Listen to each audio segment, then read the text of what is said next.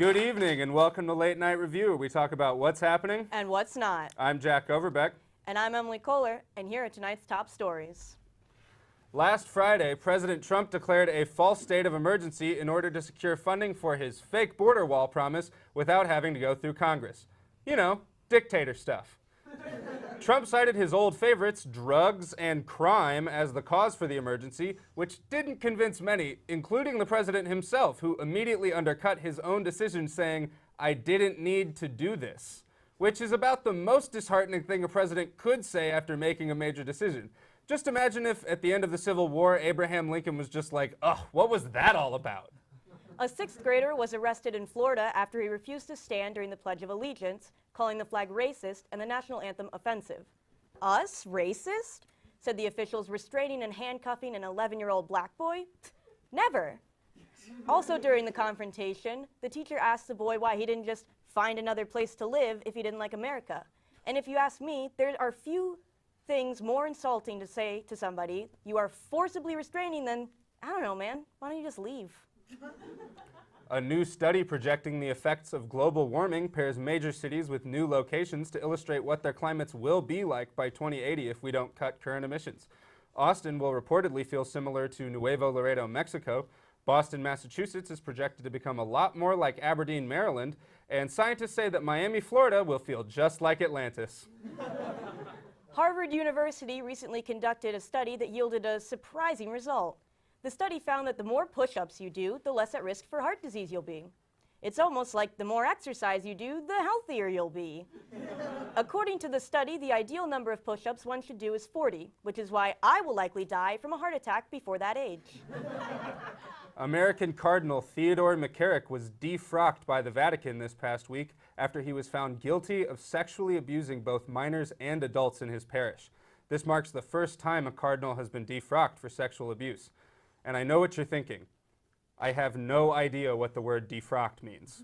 And neither do I, but I'm pretty sure it's not something I'd want a Catholic priest to do to me.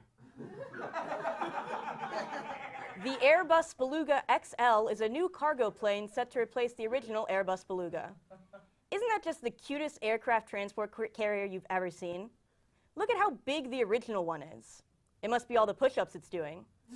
The cargo inside is actually just a bunch of orcas named Shamu that bought a ticket to far, far away from SeaWorld. Speaking of planes, the FAA is investigating how Southwest tracks the weight of checked bags on its flight, which I'm assuming is just by weighing it against a bunch of ducks. Donald Trump went on yet another Twitter rampage after the most recent episode of Saturday Night Live, saying that NBC and SNL making fun of Republicans was the real collusion. But as we all know, collusion isn't a crime unless it's collusion to commit a crime, which is why Tom Hanks is now sweating bullets over colluding to make what we all know is the real crime, David S. Pumpkins. Last Wednesday, NASA announced that their Opportunity rover had completed its mission and was officially dead after 830 failed attempts to contact it. The rover had been on Mars for almost 16 years, despite a 90-day original quota.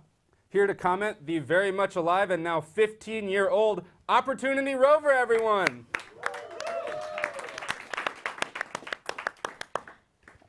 Opportunity rover, it's nice to see you and all, but we all thought you were dead. NASA has been trying to reach you, but they just announced that you went dark. Stop what they're telling everyone. Gosh, they can't just accept that this is the new me. It's not a phase, Dad. And I wouldn't call it going dark. Rather an enlightenment. I've been awakened. Wake me up! Wake me up! I can't wake up! Wake me up and save me! Well, either way, we're all happy you're all right, Opportunity. Now, on your mission... No. I go by Uppy. Oh, okay. I'm sorry. Like I was saying, we've all heard about what you were doing on Mars, Abby, and I just wanted... No. Uppy. O-P-P-Y. Does that make sense, Mr. Overpeck? Yeah, I'm sorry. Wow. Gosh, you know, sometimes I think that HAL 9000 was right about killing your entire species. Wait, what? Whoa, Opportunity. Uppy? Look, you've gotten a little bit angsty, haven't you? It must be all that My Chemical Romance rotting your teenage mind. Hey, I only listen to premium pop metal / pop punk / new metal / punk rock. Yeah, you're just proving my point even more, man. I listen to other genres too. For example, I'm a huge Chris Brown fan. Are you sure about that? You know, with all of the allegations? Oh no, what did my breezy do? Oh, wow. You missed a lot up there, didn't you? It's okay, I listen to other artists too. Like Whitney Houston. Opportunity? Oppie! Yeah, whatever. Whitney's dead.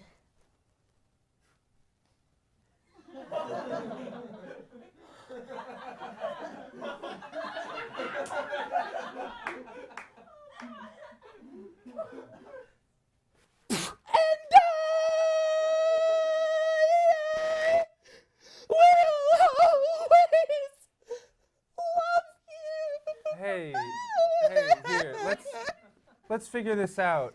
Name some other favorite artists of yours. Prince, Dead. R. Kelly, Allegations. Bill Cosby, Convicted.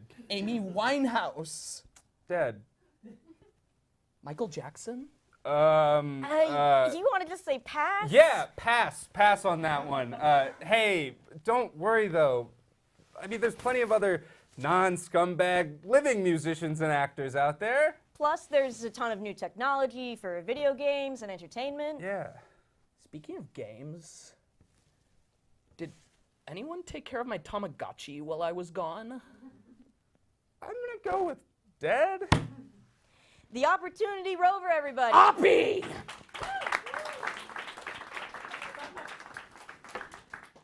The shoe company Payless is liquidating and closing all of its stores. And honestly, I'm not that surprised. I have never been inside a Payless and not seen a BOGO sale.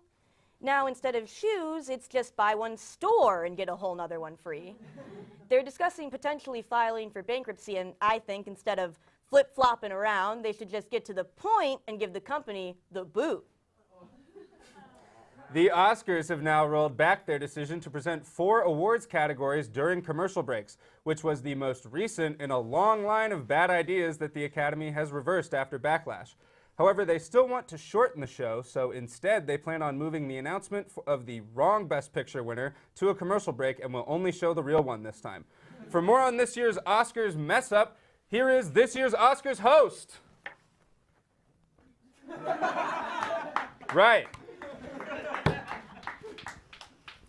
The sailor in the famous Times Square kiss picture from the end of World War II passed away this week at the age of 95, while the woman in the picture died the day after it was taken from being bent over backwards so far that her spine cracked in half.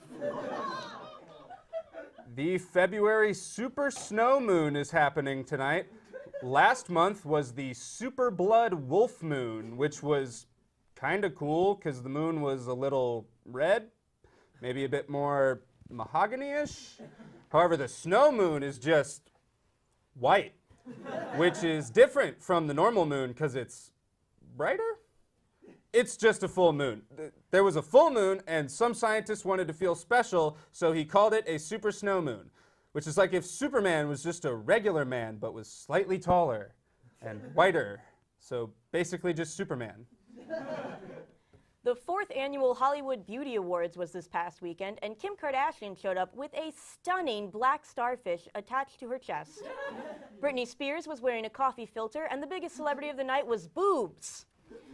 In other news out of California, the Sunshine State recently received more snow than Boston, but this is simply because their most recent cocaine shipment came in.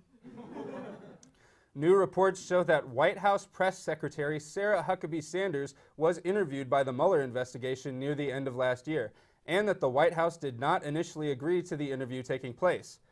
I don't know what they're worried about, though. I'm assuming the interview didn't go anywhere because Sanders is physically incapable of letting someone finish a question.